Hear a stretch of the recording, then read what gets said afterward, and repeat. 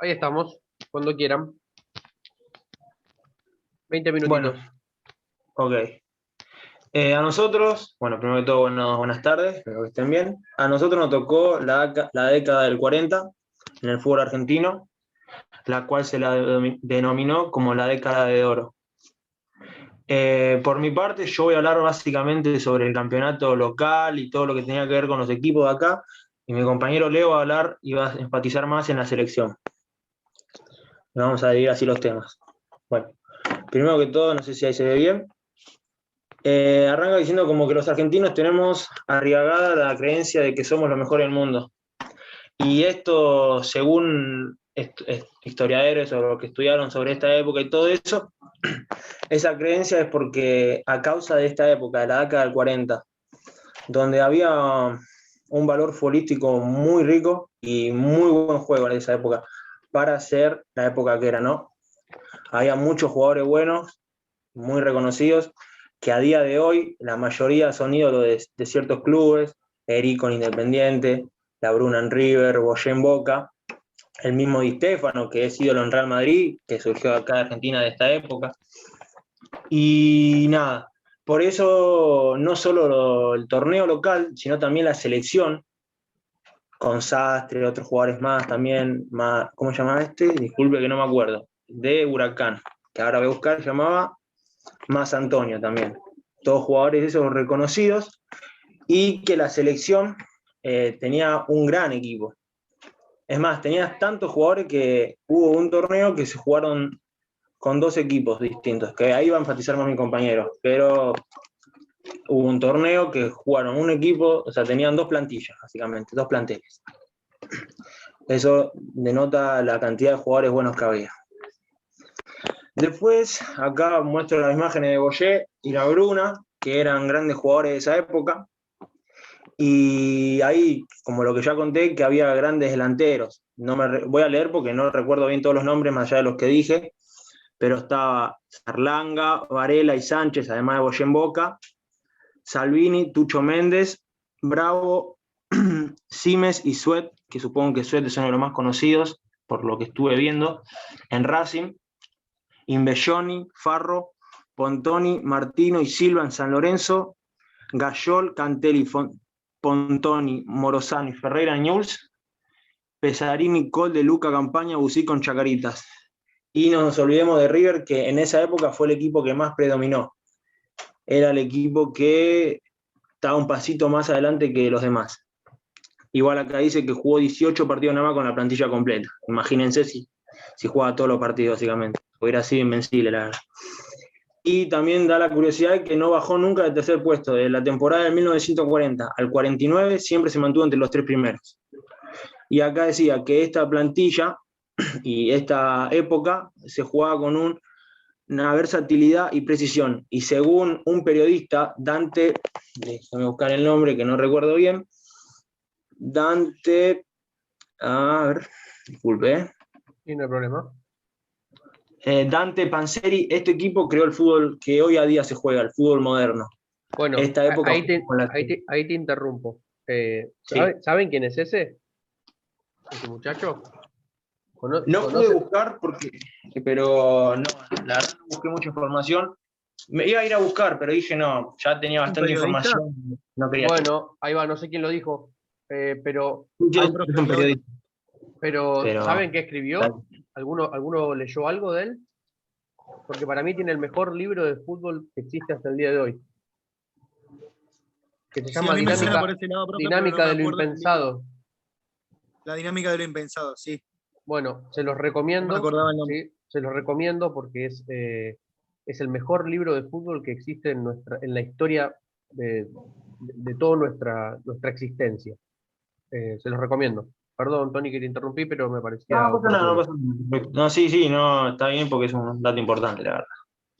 Bueno, y según este periodista, dicen que esta época fue la que marcó al fútbol moderno de hoy en día de la Argentina. Bueno, pasamos al podio de los goleadores de actualmente, que está primero Arsenio Rico, jugador de Independiente, con 293 goles. La Bruna, jugador de River, con 292 y Herminio Mazantonio con 252 de Huracán. Lo que traté de averiguar, más allá de Erico, ya lo sé porque soy hincha, traté de averiguar si alguno de estos dos tenía sus nombres en las tribunas. Vio como Erico, que en Independiente tiene Erico alta y Erico baja, pero por lo que estuve averiguando, ninguno de los dos los tiene. No sé si la Bruna me sonaba, pero la verdad que no. Y bueno, esos son los tres que a día de hoy son los que más goles tienen. La Bruna y Herminio Mazantonio argentinos y Erico de Paraguay. También, más allá de que en esa época no existían los campeonatos internacionales, el torneo estaba en un muy alto nivel. Más allá de que no está, como hoy en día está la Libertadores o la Sudamericana, no pasaba nada porque el torneo local tenía mucho nivel. Hubo muchas goleadas en esa época. Hubo, Boca Tigre 11-1 por parte de Boca, Boca 10 Chacarita 1 en el año 43. Huracán 10-4 a Rosario Central e Independiente 10-2 a Rosario Central. Y una gran curiosidad, que esto creo que es muy sobresaliente, y es una de las primeras cosas que te aparecen como por qué también se denominó la década de oro, estos resultados, que hubo 6 partidos que salieron 6-4 y 3 con 6-5 en un mismo año, en el 1940. Y igual, como a día de hoy veo que muchos partidos no sacan tanta diferencia, por más que en este torneo hubo bastantes así goleadas, pero ahí había muchos goles, muchísimos goles. Pero nunca un equipo superó el pico de los 100 goles, cosa que pasaba mucho más la década anterior. Pero rondaban los 90, 92 varios equipos. Acá el predominio lo tenían los dos, River y Boca, y después los otros tres le seguían los otros tres grandes. Los campeonatos locales, que fueron 10, el 70% estuvo por parte de River y Boca. 4 campeonatos de River y 3 de Boca. San Lorenzo ganó 1, el anteúltimo lo ganó Independiente y Racing Club lo ganó en 1949. Una curiosidad, que si mal no recuerdo es en 1949, que es algo que me pareció muy, muy raro porque no está pasando muy a menudo, que segundo terminó Racing, el último torneo terminó River y Platense, quedaron segundos. Y se jugó un desempate. El desempate lo ganó River 2-1, la ida y la vuelta la ganó 4-0 River. El segundo puesto se le otorgó a River y el tercero a Platense, pero eso es algo que no pasaba mucho, que no vi muchos desempates que había últimamente.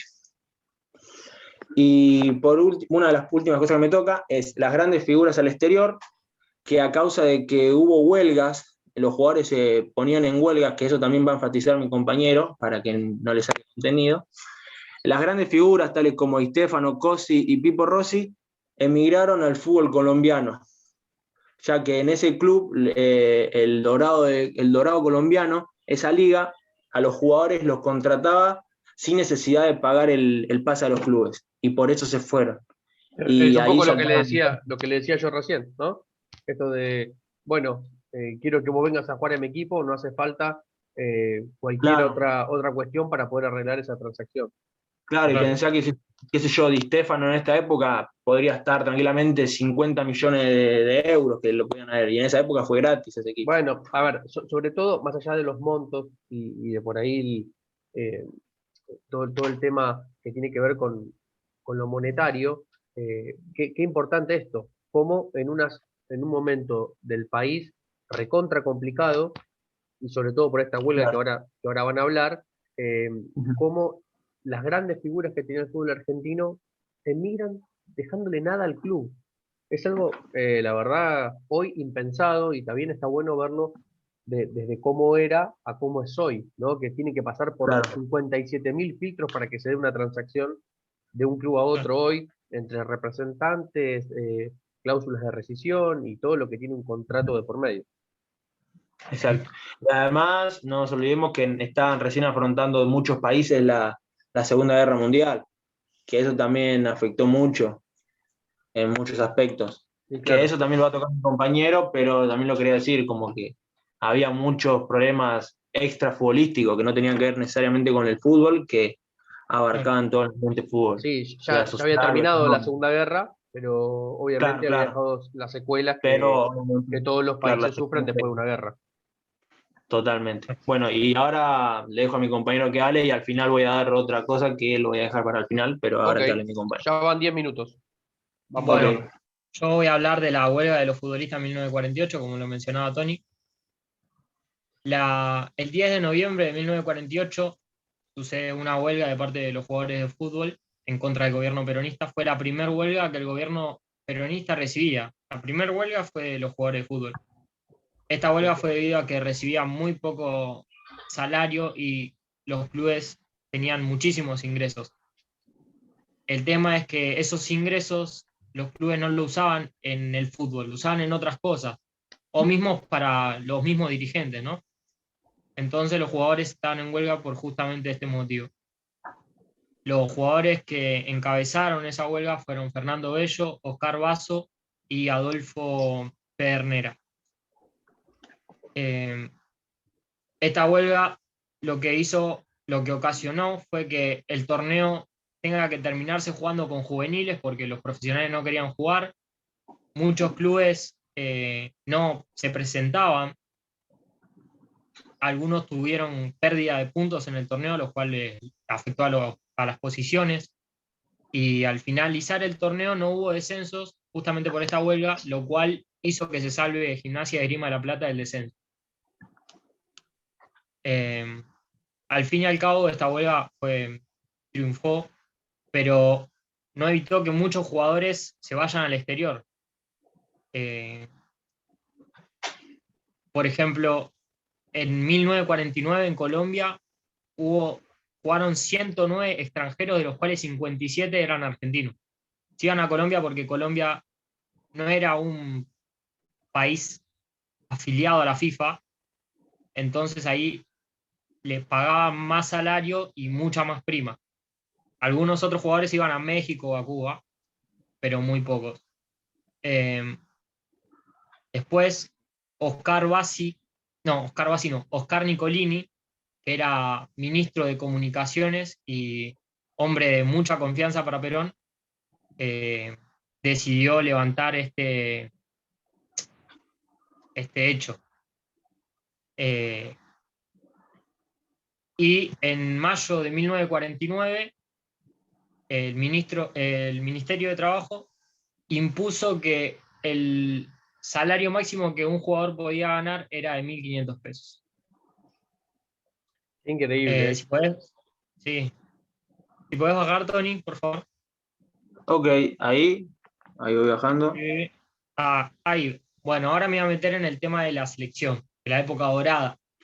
Esta época en la cual muchas veces se discute con la época de Messi y de Maradona, porque había una gran calidad de jugadores y además los abuelos de los abuelos te dicen que fue una muy buena época, que había jugadores con muchísima calidad, mejores que Pelé, incluso se decía que había jugadores como La Bruna, como, bueno, Di Stéfano ya lo último de esta década se empezó a mostrar. Y lo que lo hacía tan particular a esta selección es que de 6 torneos que se disputaron, los torneos sudamericanos, que hoy en día son las Copa América, de los 6 torneos, la selección argentina ganó 4. Uno en 1941, otro en 1944, otro en 1945, 1946 y 1947. Sí, ganó un tricampeonato ahí. Hizo un tricampeonato Claro. sudamericano. Uno solo no lo ganó, que salió segundo, que perdió contra Uruguay, y otro no lo jugó la selección argentina. Bueno, no lo jugó justamente por problemas políticos, nacionales. Políticos, claro. Claro. Por más Bueno, cuestiones. ¿y por qué le daban tanto valor a estos campeonatos? Era porque justamente al estar en conflicto de la Segunda Guerra Mundial no se hacían campeonatos mundiales. Y la selección argentina no había participado en el Mundial del 38. entonces se entraba en duda de cómo podían medirse diciendo que eran la selección, o sea, una época dorada, si no jugaron mundiales. Pero Uruguay había salido campeón 2 veces en las Olimpiadas y una vez campeón mundial. Entonces era un rival muy fuerte y de los mejores del mundo. Y también estaba Brasil, que en el Mundial del 38 había salido tercero. Entonces era un rival fuerte. Bueno, a lo largo de esta década, la selección argentina, justamente como lo dice acá en la imagen, disputó 58 partidos, de los cuales ganó 40, empató 10 y perdió 8 partidos nada más. Convirtió 109 goles y le convirtieron 80. Y en esa década, en 1949, la goleada récord de Argentina fue 12-0 frente a Ecuador. Pero en 1940 ya le había ganado a Brasil por 6-1 y 5-1 y a Uruguay por 5-0. Baja un poquito, Tony, por favor, si puedes. Hasta ahí está. Ahí está.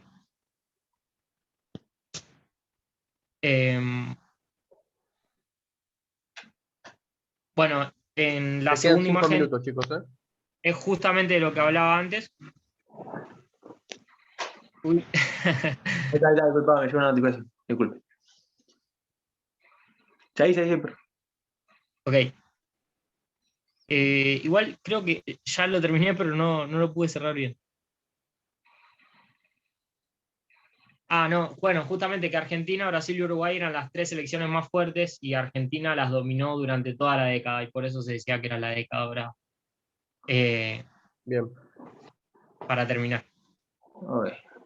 Yo lo último que quería decir, yo ya terminé mi compañero, es una curiosidad que es lo que quería, apenas me dieron la época, quería ver esto, que seguramente algunos ya saben, pero busqué algunos de los equipos más reconocidos de acá de Argentina y busqué si había algún apodo que se había originado en esta década, para ponerlo como información, ¿vio?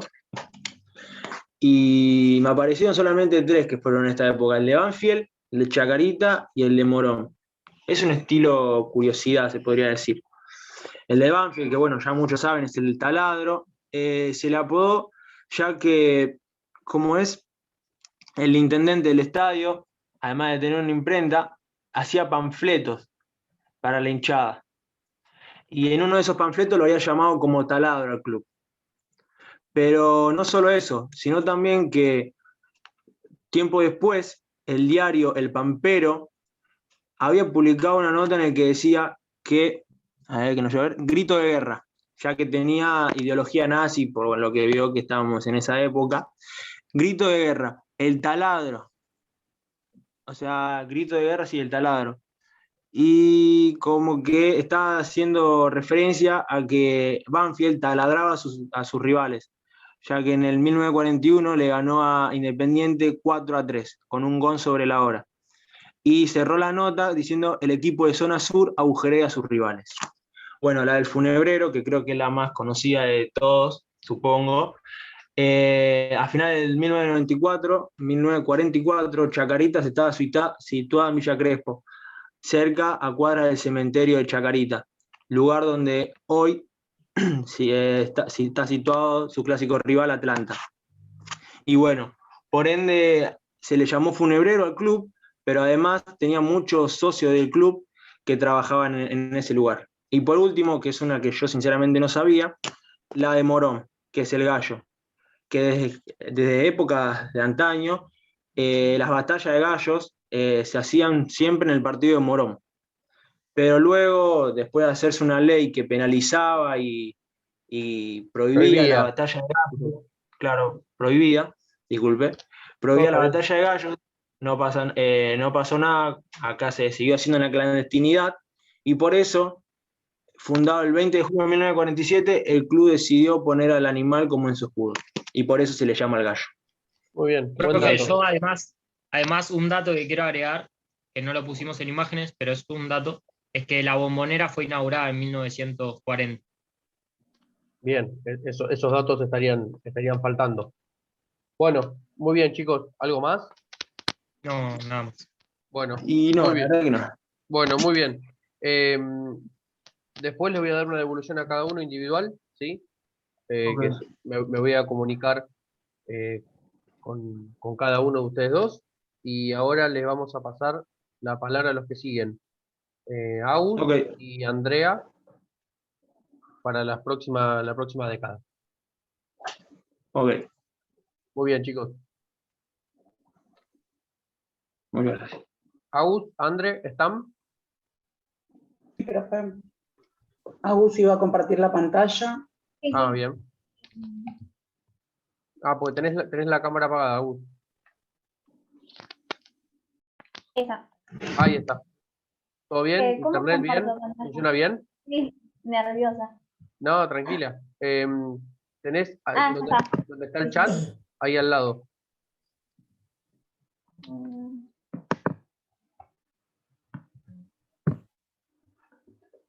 ¿Tu documento se ve bien? ¿No se ve como el que te dije yo? No, sí, se ve bien, se ve así. Ah, a ver. No le pude Todavía. poner pantalla completa porque no sé cómo se pone. Está bien, no hay problema. Mientras se vea prolijo. No, Ah, no, no, no mira. sé. Ves, a vos te quedó bien. A mí esas flechas se me veían todas Ahí, recién. desalineadas. Igual lo que más importa que se vea son las fotos, porque lo otro lo vamos a decir. Pero Bien, perfecto. ahí se ve bien. Sí, sí, se ve excelente. Ok. Bueno, ¿listo? Largamos nomás. Éxitos. Bueno, gracias. Bueno, nosotros hablamos de la época de 1950. Voy a empezar por el año 1950, donde hubo 3 hechos a destacar, como el Mundial de Brasil, donde Argentina no participó, la cancha de Racing y una mención que leí que fue que con la llegada del peronismo el fútbol tuvo una nueva relación con el Estado, dándole un lugar mucho más importante. En 1950 fue el Campeonato Mundial de Brasil, del cual Argentina no participó por los siguientes motivos. 2 años antes de este hecho, hubo una huelga de los futbolistas argentinos agremiados, donde se reclamaba piso salarial, libertad de contratación, y a raíz de esto sucedió algo que no era normal ver, que fue que muchos jugadores estrellas emigraron a otros países. Sí, un como poco Cuba, lo que contaban los chicos anteriormente. A Colombia. sí, Cuba, Colombia, México. Perfecto. Colombia mayormente porque era eso que era libre de no respetar las reglas del mercado de pases Tal cual. de la FIFA, perdón. Después, y además de eso, hubo un enfrentamiento entre la Federación Brasilera y la AFA. Bueno, después se inauguró el estadio de Racing Club, que el cilindro se construyó en Avellaneda por la sugerencia de Juan Domingo Perón. Hay varias menciones o varios nombres que incluyen a Perón y a Eva Perón, supongo que porque fue que se intervino más. Esto fue el 3 de septiembre, bueno, de 1950, se construyó en Avellaneda por sugerencia de Perón. Y hasta el momento Racing arrastraba como algo irregular, porque tenía la misma cantidad, como, no sé cómo explicarlo. Tranquila, tranquila, vas bien, vas bárbaro. A ver, antes de esto, mientras lees, Sí. ¿por qué se llama el Estadio Presidente Perón? ¿Por qué se llama así el Estadio de Racing? Ay, no sé. Sí, Porque él sugirió que dónde claro, construirlo. totalmente. Sí, me lo Él dije. no solo sugirió y no solo era hincha, sino que aparte intervino en la parte económica de la construcción de un estadio, que es algo Claro. magnífico para un club, algo que costaría muchos años hacerlo. Entonces, Sí, eso me sorprendió, porque ahora no hay, o sea, no va, o capaz hay intervención, pero no es tan visible, no hay algo claro, tal cual. Eso fue algo muy marcado, y aparte tiene el nombre del presidente del estadio. Es como que está muy marcado.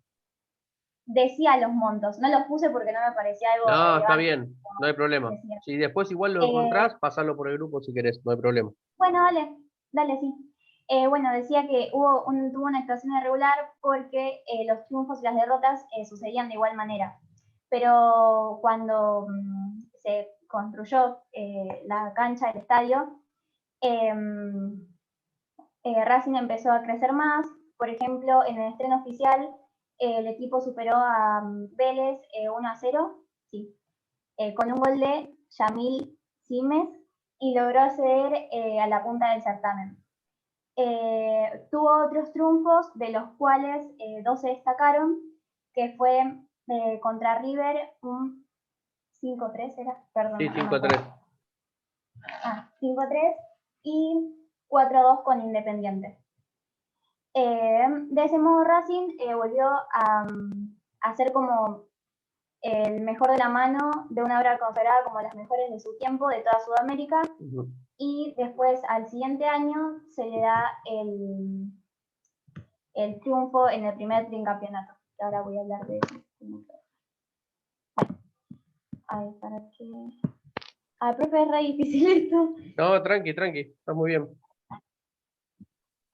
Muy buenas las imágenes. Bueno, ¿cómo? Muy buenas las imágenes, digo. Muy bien. Sí, me gustaron. En 1951 pasó algo que me pareció muy, muy importante, que fue el primer partido de fútbol televisado en 1951. Bueno, sí, perdón. Que fue San Lorenzo y River. Y salió, empataron con un gol de Maravilla y uno de Densa. No pude encontrar mucha más información del partido, pero bueno, nada, fue el primer No hay partido problema. televisado. Que Y no esté fue ese dato está perfecto. mucho después. Ok. No fue mucho después de que salió la tele. Bueno, después seguimos con el primer tricampeón. Racing ganó el campeonato en 1951 y se convirtió en el primer equipo que consiguió como el halago en la era profesional. No le fue fácil porque históricamente me aparece algo. Tipo de voz, pero te aprobé. No le fue fácil porque ese año, por primera vez en la historia, uno de los llamados clubes chicos había llegado a uno de los primeros puestos de Banfield con uno de los de Racing. Esto sí lo voy a leer porque tiene muchos nombres. La integraron Granaderos, Ferretti y Bagnato, Caparelli, Mourinho y De Angelo, y cuando faltaban solo 3 fechas, Banfield parecía como el seguro campeón, pero se tuvo que presentar en San Martín y fue derrotado por Chacarita 2-1. Estos datos, perdón que te corte, Agus, estos datos están bárbaros que aparezcan, pero no hace falta que los digas de forma específica. Mientras estén, está perfecto, porque recordad que todo esto le va a quedar a ustedes como información. Bueno, entonces lo que digo interesa va a rápido. esto: primer tricampeón, jugadores destacados, partido importante, campeonato, cambió la historia de Racing. Continuamos. Bueno, se jugó con el estadio lleno. Ok, listo, ya está. Entonces no te cuento que el estadio estaba lleno. Está bien. Bueno, nada. Ganó Racing. Habían empatado 0-0 la primera vez y la segunda vez ganó 1-0. Bueno, y esto es como un dato, que fue la primera vez que Argentina se presentó en las Islas Británicas. Lo propuso el presidente de la AFA, y creo que ahí también había algo como con Perón, porque habían dicho que los argentinos nunca habían ido ahí, que era como en la cátedra del fútbol. Como que ganó Inglaterra, y después Argentina le derrotó a Irlanda del Norte 1-0 con gol de Labruna. Gol de Labruna, sí. Okay. Labruna fue un jugador re destacado porque en casi todos los años está mencionado, fue uno de los jugadores que... 1952. Acá comienza un muy buen año para River y fue el campeonato de primera división que lo llamaron Eva Perón. para que esté perdida. Ah, sí.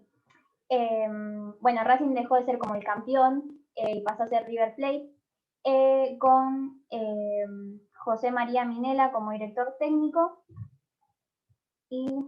Ay, me trabé, tengo que leer. No hay problema.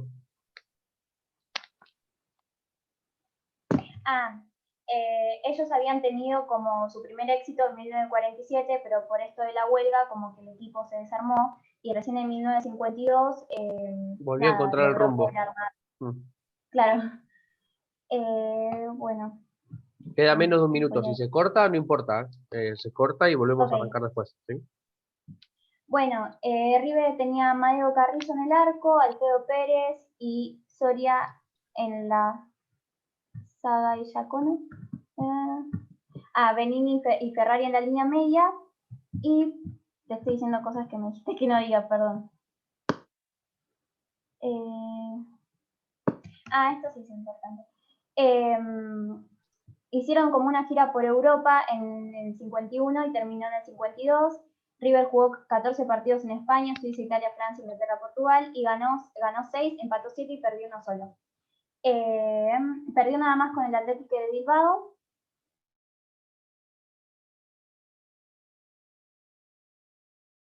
Ganó con